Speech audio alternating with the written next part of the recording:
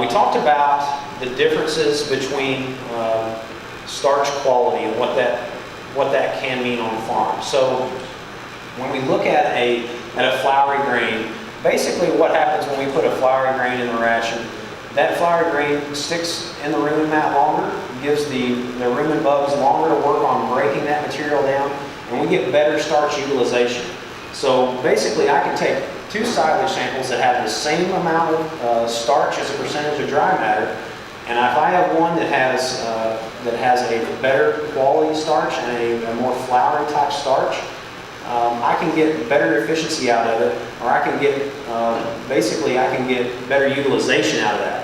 So what happens when I take a hard, heavy, or a flint type genetic? When that stuff hits the rumen, that density of it pulls it through the rumen mat. And so basically the bugs have to get on it and work on it instantly. And it doesn't have that delayed time in the rumen to allow some of that breakdown. So what happens is that stuff gets passed out. So we talked about this image here of what hornius endosperm or proline looks like on the outside of the grain.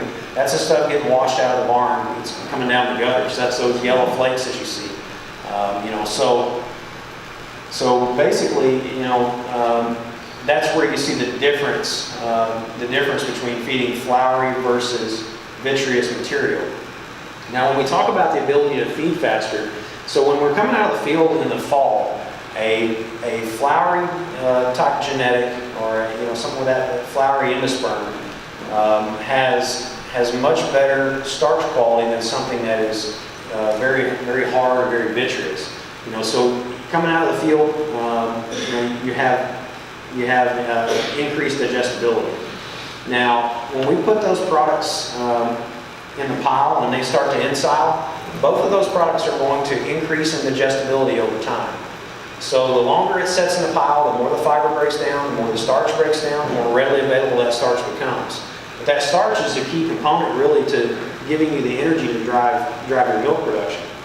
So what we see farms run into is if we have a year where we know we're going to run out of feed basically in the fall, we're going to have to chop silage, get it in the silo, hurry up and start feeding it.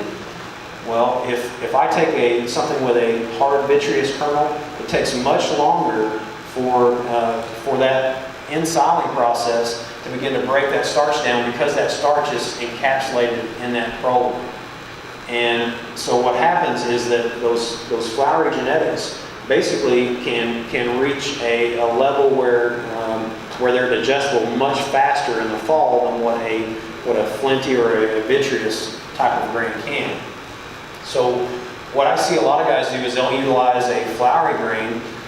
Basically, that's their first feed in the fall, and where floury grain basically can give you increased starch digestibility throughout the year. There's no time that it's greater than that early fall feeding, where it just hasn't had much time to set in the silo.